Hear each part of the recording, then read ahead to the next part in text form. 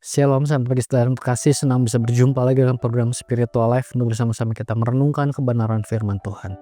Ayat perhatian kita pada pagi hari ini terambil dari Keluaran 21 ayat 7 sampai 9. Dan pada pagi hari ini saya memberikan judul renungan menghargai sesama.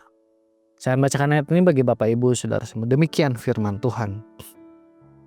Apabila seseorang menjual anaknya perempuan sebagai budak, perempuan itu tidak boleh keluar seperti keluarnya budak laki-laki. Jika perempuan itu yang telah dipilih sebagai gundik tidak lagi disukai tuannya, maka tuannya harus mengizinkan dia ditebus.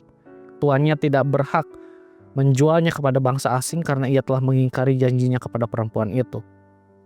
Jika tuannya menentukan perempuan itu untuk anak laki-laki, tuannya harus memperlakukan seperti layaknya bagi anak perempuan. Saudara, dalam ayat bacaan kita hari ini, Allah memberikan hukum khusus mengenai perempuan Ibrani yang dijual sebagai budak. Tidak seperti budak laki-laki yang dibebaskan pada tahun ke-7 yang kita sudah bahas dalam Keluaran 21 ayat 2. Seorang budak perempuan ini tetap berada dalam rumah tuannya. Ini menunjukkan bahwa status budak perempuan lebih kompleks daripada budak laki-laki. Di dalam ayat 7 yang sudah kita baca tadi dijelaskan bahwa jika seorang ayah menjual anak perempuannya, ini bukanlah perbudakan biasa, melainkan bentuk perjanjian untuk menjadi istri atau selir. Dan pada ayat ke-8 di sana dijelaskan bahwa jika tuannya tidak berkenan kepada anak perempuan tersebut, maka ia harus membiarkannya ditebus oleh orang lain dan tidak menjualnya kepada bangsa asing. Aturan ini menunjukkan bahwa perlindungan para budak perempuan itu agar mereka tidak mengalami eksploitasi. Dan dalam ayat yang 9 kita melihat di sana jika perempuan itu diperuntukkan bagi anak dari tuannya, maka ia harus memperlakukan anak perempuan itu seperti anaknya sendiri. Saudara, dalam budaya timur dekat kuno, perempuan itu dianggap sebagai golongan kelas 2 sehingga mereka tidak memiliki hak kepemilikan dalam mengambil sebuah keputusan, dan dalam konteks ini perempuan yang menjadi budak ini lebih tertekan lagi secara sosial dan ekonomi. Saudara, dalam sistem masyarakat patriark kuno, perempuan tidak memiliki status hukum yang penuh. Mereka hidupnya itu harus bergantung pada perlindungan dari pria, baik itu ayahnya, suaminya, atau anak laki-laki. Jika tidak, maka perempuan tersebut tidak akan mengalami perlindungan. Karena itu perempuan sangat rentan untuk dieksploitasi.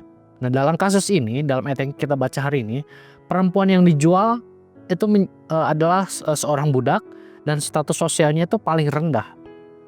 Namun Allah tetap memperhatikan kesejahteraannya. Hukum ini tidak mendukung praktik untuk menjual anak perempuan kepada tuan pada saat itu, tetapi menjadi sebuah bentuk regulasi untuk membatasi dan melindungi perempuan dan ketidakadilan.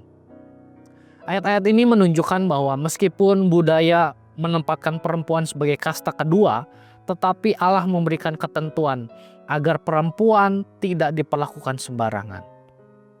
Ia tidak boleh dijual kepada bangsa asing dan harus diperlakukan sebagai keluarga jika dijadikan istri oleh anak tuannya. Ini menunjukkan bahwa hukum Allah melampaui nilai sosial saat itu dan berfungsi sebagai pelindung bagi yang tertindas. Dalam dunia yang menganggap perempuan sebagai kasta kedua atau kelas kedua, hukum ini memberi nilai pada martabat perempuan. Allah hadir di tengah ketimpangan sosial dengan memberikan aturan yang menunjukkan keadilan. Saudara, sebagai orang percaya saat ini, firman Tuhan hari ini mengajak kita untuk melihat semua manusia dengan kacamata Allah, bukan melalui standar budaya atau status sosial yang ada. Kita dipanggil untuk memperlakukan sesama dengan hormat, dengan adil, dan juga dengan kasih.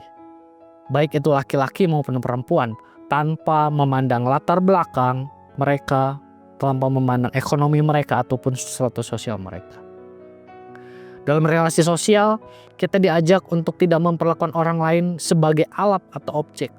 Kita harus menentang sistem yang memperlakukan manusia sebagai kelas kedua. Dalam pekerjaan, dalam gereja ataupun dalam keluarga, kita dipanggil untuk membawa damai dan pelindung bagi yang lemah. Melalui kasih Kristus, kita belajar untuk menghargai setiap pribadi sebagai ciptaan Allah yang berharga. Saudara, mari kita mengambil waktu sejenak untuk merenungkan firman yang baru saja kita dengar. Saudara, sudahkah kita memperlakukan sesama sesuai dengan ajaran yang Allah berikan? Jika belum, marilah kita perlakukan sesama dengan hormat, dengan adil, dan dengan penuh kasih.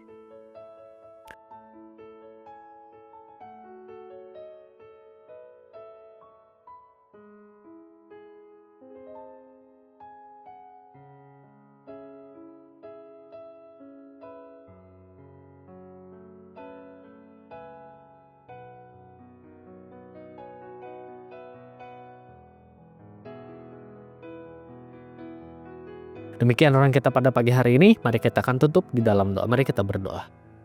Demikian renungan kita pada pagi hari ini. Mari kita akan tutup di dalam doa. Mari kita berdoa. Tuhan, terima kasih buat kesempatan pagi hari ini untuk kami kembali membaca dan merenungkan firman Tuhan. Melihat bacaan kami pada pagi hari kami diajarkan untuk kami tidak membeda-bedakan sesama kami, tetapi kami harus adil, harus hormat, dan juga harus saling mengasihi satu dengan yang lain. Biarlah apa yang kami dapatkan melalui renungan pada pagi hari ini juga dapat kami praktekkan dalam sepanjang kehidupan kami di tengah-tengah dunia ini. Kami terus menghormati orang lain, kami terus mengasihi orang lain, dan juga kami adil kepada siapapun. Biarlah Roh Kudus menolong kami untuk kami terus melakukan hal tersebut di dalam sepanjang kehidupan kami. Kami juga mau berdoa, menyerahkan seluruh aktivitas kami hari ini hanya ke dalam tangan Tuhan. Hanya di dalam nama-Mu kami sudah berdoa dan mengucap syukur. Haleluya. Amin. Demikian renungan kita pada pagi hari ini. Selamat pagi, selamat beraktivitas. Tuhan Yesus memberkati.